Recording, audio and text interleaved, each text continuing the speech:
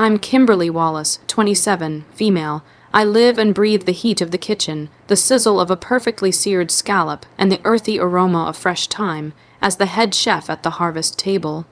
One of the most celebrated farm-to-table restaurants in the city, my life was a carefully constructed dish of success and passion.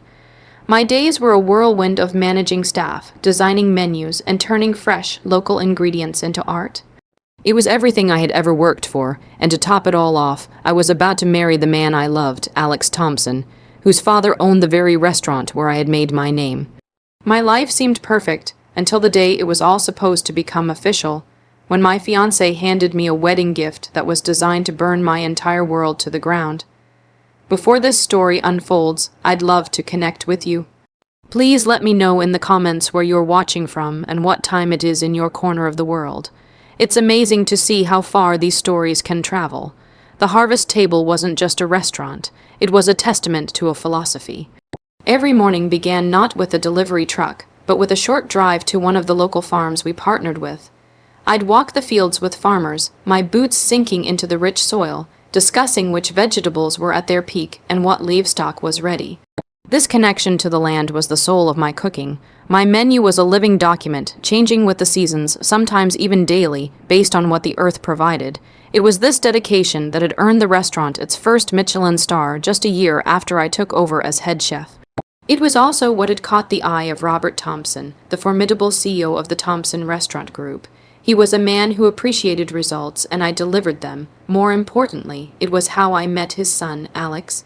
Alex was the director of operations, a handsome, charming man with a business degree and a smile that could disarm anyone. He was the corporate side of the coin to my creative one.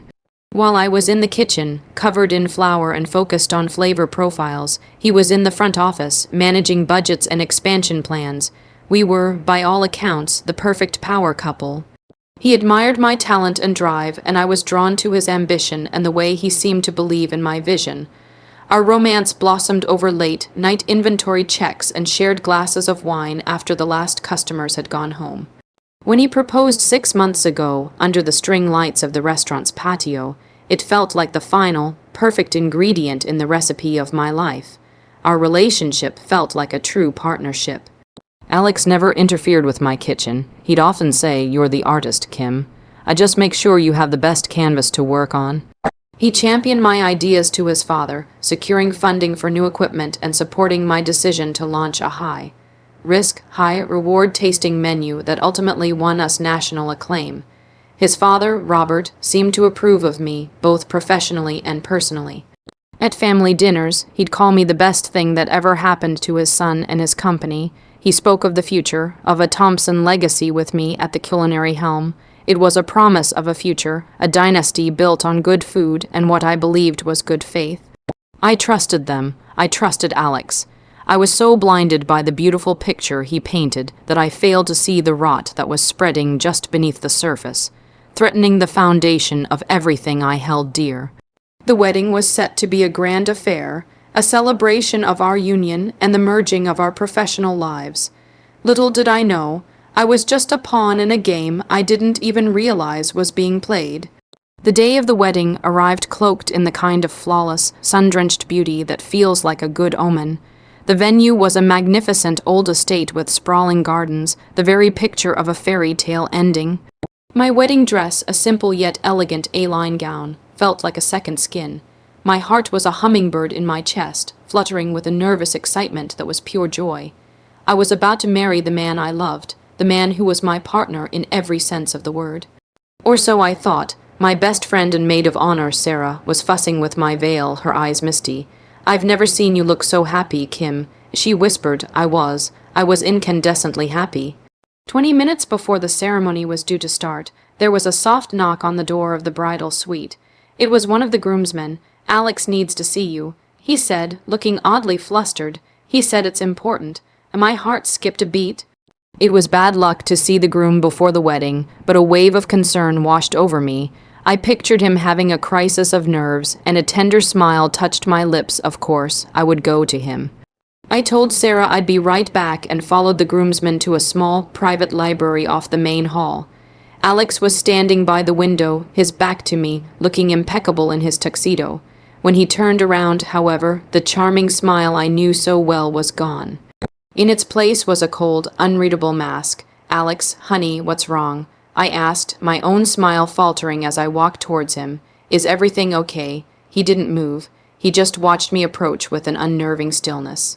"We need to talk," he said, his voice devoid of any warmth. He held up a hand to stop me from getting any closer. In his other hand was a crisp, white envelope. My name was typed on the front. "What is that?" I asked, a knot of dread tightening in my stomach. "A love letter." I tried to joke, but the words came out thin and weak. "You could call it that," he said with a chillingly casual shrug. "I wanted to give you my wedding present in person." He held the envelope out to me. My fingers trembled as I took it. It felt heavy, official. Tearing it open, I pulled out a single sheet of paper.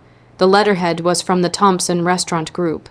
My eyes scanned the words, but my brain couldn't seem to process them. "Effective immediately. Termination of your employment. Breach of contract. Proprietary recipes." It was a termination letter. I was being fired for cause. The accusations were ludicrous, fabricated lies about me stealing from the company. I looked up at Alex, my mind reeling in utter disbelief. "What is this? This is a joke, right? A sick, twisted joke." He finally let a smile creep onto his face, but it was a cruel, contemptuous smirk. "No joke, Kim. It's over. The job, us, all of it." The floor seemed to drop out from under me. I could hear the distant, happy murmur of our guests gathering for a wedding that wasn't going to happen. "Why?" I whispered, the single word a shard of glass in my throat. "Why would you do this?" He took a step closer, his voice dropping to a conspiratorial whisper. "Let's just say I'm restructuring my assets, and you, with your Michelin stars and your big ideas, were becoming a liability I can no longer afford. Consider this my wedding present to you. Freedom. You're free from me, free from the restaurant. Now, if you'll excuse me, I have some guests." Disappoint. He straightened his bow tie, gave me one last dismissive look, and walked out of the room, leaving me alone in my beautiful white dress with the wreckage of my life in my hands. The sound of the door clicking shut was the loudest, most final sound I had ever heard. I was no longer a bride. I was just a woman who had been expertly, cruelly, and publicly destroyed. The world went blurry. For how long I stood there, clutching that piece of paper, I don't know. The distant sounds of the wedding march starting and then abruptly stopping were a hazy, painful blur. The next thing I remember clearly is Sarah bursting into the library, her face a mask of confusion and panic. "Kim, what happened? Alex just called off the wedding. He told everyone you had a family emergency." The lie was so audacious, so cowardly, it was almost impressive. Seeing the termination letter in my hand and the utter devastation on my face, she didn't need any more explanation. She wrapped her arms around me as I finally crumbled, the sobs coming in ragged, silent waves that shook my entire body. She got me out of there, away from the pitying stares and hushed whispers, my fairy tale wedding dress now feeling like a costume from a tragedy. The days that followed were a suffocating fog of grief and humiliation. My phone was a constant barrage of messages, a mix of concern, confusion, and thinly veiled gossip. I ignored them all. My key card to the restaurant was deactivated. The locks on the apartment I had shared with Alex, an apartment owned by the Thompson Group, were changed. In the span of a single afternoon, I had lost my fiancé, my job, and my home. I was locked out of my life, with nothing but a suitcase of clothes Sarah had managed to retrieve for me. The professional reason for my termination, the absurd claim about stealing recipes, was a phantom I couldn't fight. I was an outcast from the world I had helped build.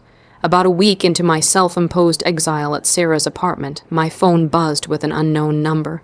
I almost ignored it, but something made me answer. "Chef." The voice was hesitant, but I recognized it instantly. It was David, my sous chef. He was a quiet, fiercely loyal man in his mid-30s, a culinary artist in his own right, and my trusted second in command. "David, how did you get this number?" I asked, my voice hoarse. "Doesn't matter." He said quickly, "Listen, chef, something isn't right here. What they're saying about you, nobody in the kitchen believes it, not for a second." Hearing that small bit of validation felt like a sip of water in a desert. "It's not true, David." I whispered. "Alex, he did this, I know," he said, his voice low and serious. "And I think I'm starting to see why. Things have been weird for months, but I didn't connect it until now. Alex has been spending a lot of time with Jessica.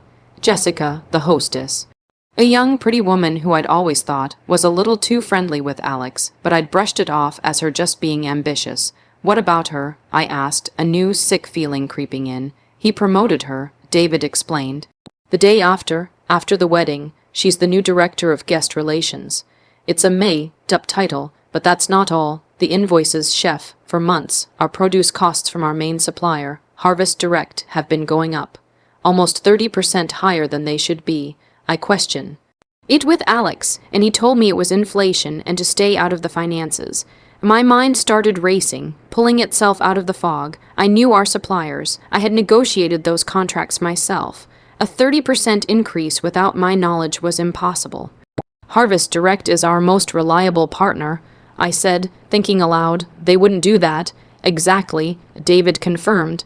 And there's more. Alex has been having these late-night meetings at the restaurant after everyone leaves. Just him and Jessica. I saw them through the window one night when I came back for something I forgot. They were in the office, huddled over a laptop. It didn't look romantic, chef. It looked like business. A chilling realization began to dawn. This wasn't just a brutal breakup. It was something far more calculated. Alex hadn't just removed me from his life. He had surgically excised me from his business operations for a reason. And in the cold, sterile air of my former walk-in fridge, among the carefully sourced ingredients and meticulous inventory lists, lay the secrets to his betrayal. The conversation with David was the spark that ignited the kindling of my anger. The grief was still there, a heavy cloak I couldn't shrug off, but now it was joined by a burning, clarifying rage. Alex hadn't just broken my heart, he had insulted my intelligence. He had underestimated me, assuming I would crumble into obscurity, too heartbroken to fight back. He was wrong. I was a chef. I built things from scratch, understood complex systems, and knew that if you followed the ingredients, you would always find the source. It was time to follow the crumb trail. My first move was to reach out to my contacts. In the culinary world, relationships are everything. I called Maria, the owner of Harvest Direct, the supplier David had mentioned. I didn't tell her the full story, just that I was doing some independent consulting and reviewing food costs. Kim, it's so good to hear your voice, she said warmly. We were all so shocked when we heard you'd left the Harvest table. I steered the conversation to her invoices. Maria, I was looking at some recent numbers, and it seems your prices have gone up significantly. Is everything okay on your end? There was a pause on the other end of the line. Gone up, Kim. Our contract prices with the Thompson Group haven't changed in 2 years. We bill you the same amount every month. I can send you our copies if you need. My blood ran cold. The Thompson Group was being billed one price, but the restaurant's books, which Alex controlled, were showing another. The difference was disappearing into someone's pocket. David became my inside man. It was risky for him, but his loyalty to me and to the integrity of our kitchen outweighed his fear. He started discreetly taking photos of the invoices in the office late at night and sending them to me. The documents told a clear story. There were 2 sets of books. One was the legitimate invoice from Harvest Direct. The other was a falsified version, created on a nearly identical template with inflated prices. This was the version entered into the restaurant's accounting software. The difference, often thousands of dollars a week, was being paid out to a secondary company I'd never heard of, Artisan Logistics. A quick search online revealed that Artisan Logistics was a shell corporation, registered just 6 months ago, right around the time Alex and I got engaged. The company had no website, no physical address beyond a P.O. box, and only 1 director listed. My heart hammered in my chest as I paid for the full corporate filing. The director's name wasn't Alex Thompson. It was Jessica Miller, Jessica the hostess. It all clicked into place with sickening clarity. Alex was using Jessica as a front to embezzle money from his own father's company. He was laundering the funds through this fake logistics company, skimming profits off the top of our supplier budget. The final piece of the puzzle fell into place when David sent me a photo of a document he found in the office shredder bin, painstakingly pieced back together. It was a draft of a prenuptial agreement. It had clauses about shared business assets and full financial transparency between spouses. If I had married Alex as his wife, I would have had a legal right to see the company's full financial records. With my intimate knowledge of the restaurant's operations and costs, I would have spotted the fraud in a heartbeat. He couldn't risk that. The affair with Jessica wasn't just a fling. She was his business partner in crime. The wedding, the proposal, our entire relationship. It was all a lie, a cover while he set up his scheme. He needed me to build the restaurant's reputation and success, to get that Michelin star and increase the cash flow. Once the restaurant was profitable enough to steal from, I was no longer an asset. I was a threat, and he had disposed of me in the most brutal, public way possible to ensure I was too discredited and broken to ever be a problem. The crumbs had led me straight to the rotten heart of his betrayal. The truth was a bitter pill, but it was also a potent antidote to my sorrow. The heartbreak was replaced by a cold, hard resolve. Alex hadn't just cheated on me and fired me. He had used my talent, my passion, and my love as tools for a common, greedy crime. He had built a scam on the back of my hard work. Now I was going to use my own skills, precision, planning, and perfect execution to dismantle his entire world. This wasn't just about getting even anymore. It was about justice. It was about taking back the reputation he had tried to destroy. My revenge would be a dish served cold, calculated, and in front of a very large audience.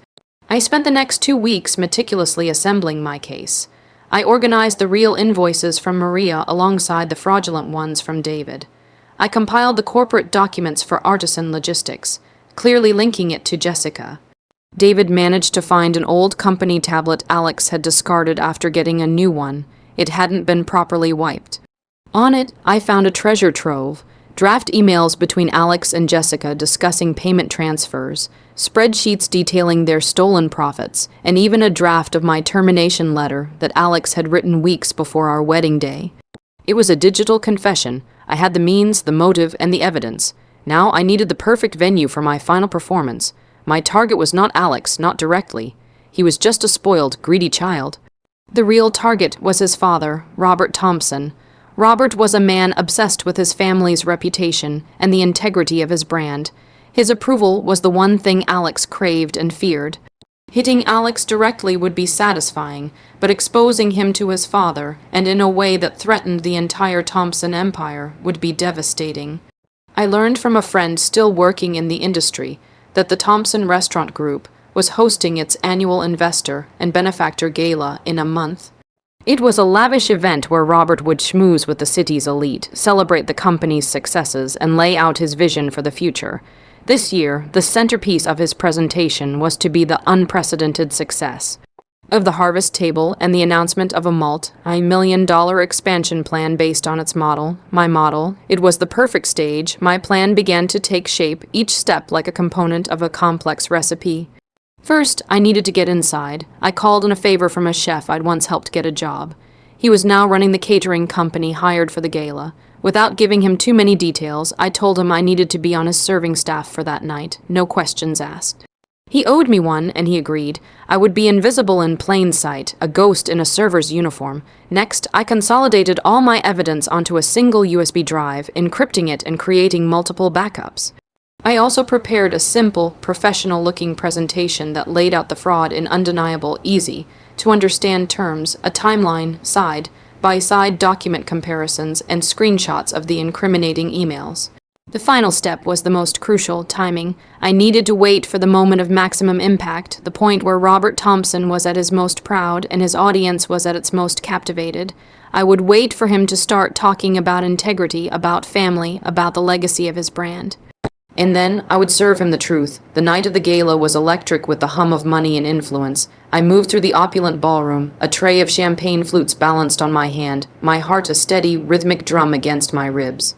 Dressed in the black and white uniform of the catering staff, my hair pulled back tightly and my face carefully neutral, I was anonymous. I watched Alex schmooze with investors, Jessica clinging to his arm like a trophy. They looked so pleased with themselves, so confident in their stolen success. They didn't give me a second glance to them. I was just part of the furniture. They had no idea the foundation of their world was about to crack. The dinner service progressed, and I played my part perfectly, clearing plates and refilling glasses, all while keeping a close eye on the evening schedule. Finally, the moment arrived, the lights dimmed, and a spotlight found Robert Thompson at the podium on the main stage. He was in his element, a charismatic and powerful patriarch addressing his flock. Tonight, he began, his voice booming through the speakers. We celebrate a year of unprecedented growth, anchored by the stellar performance of our flagship restaurant, the Harvest Table. A picture of the restaurant, my restaurant, flashed onto the massive screen behind him. This success is built on a simple foundation, quality, innovation, and above all, integrity.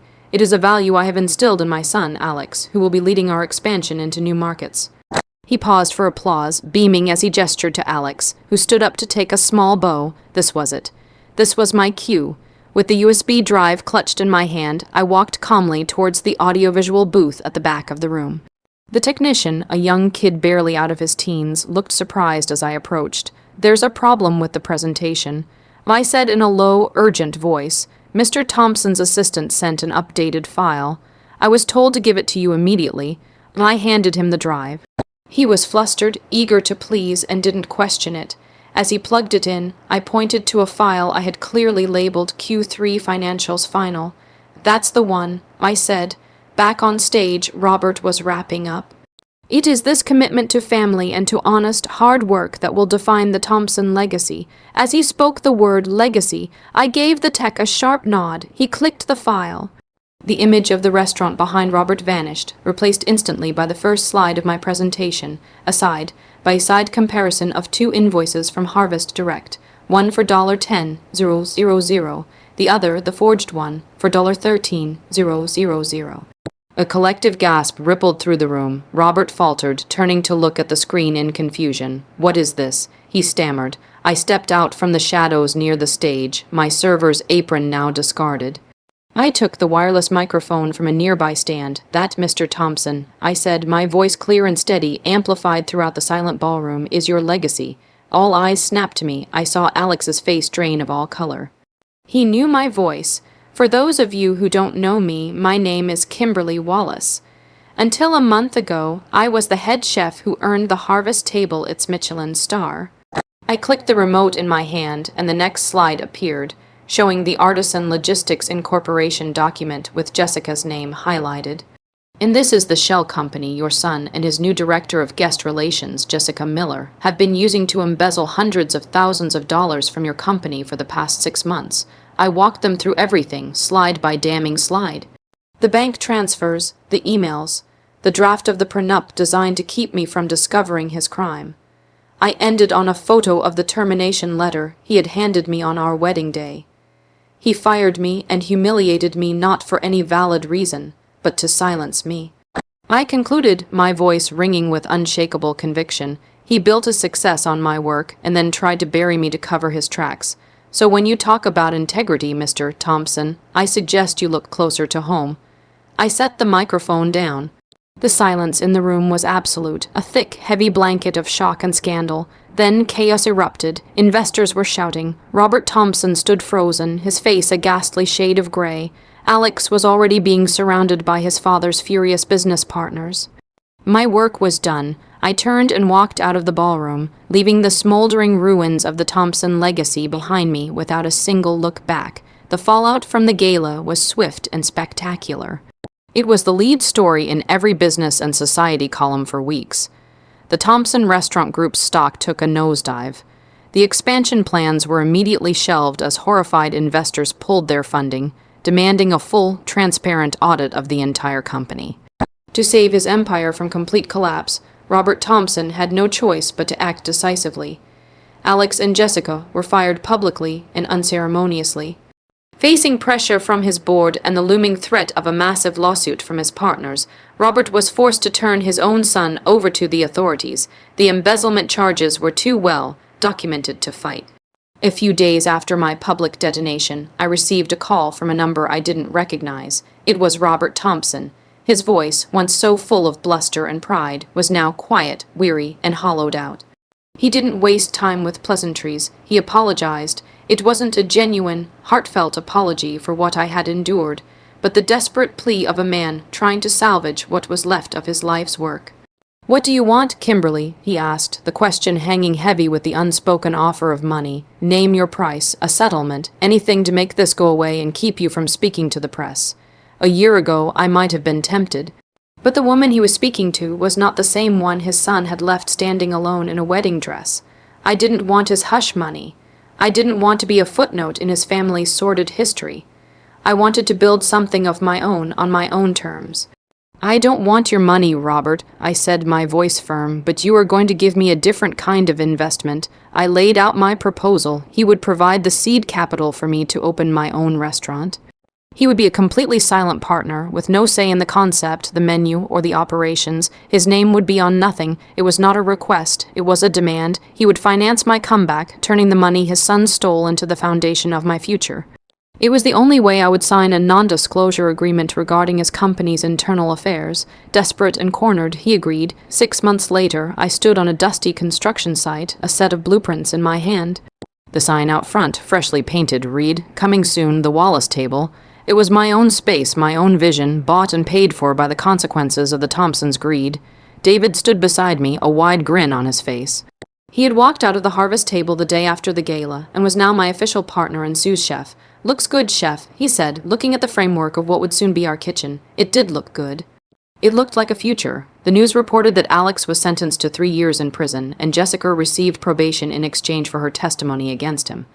I felt nothing hearing the news, no joy, no satisfaction, just a quiet sense of closure. My revenge was never about watching them fall. It was about my own rise from the ashes. It was about proving that my talent, my passion, and my name were worth more than they ever could have stolen.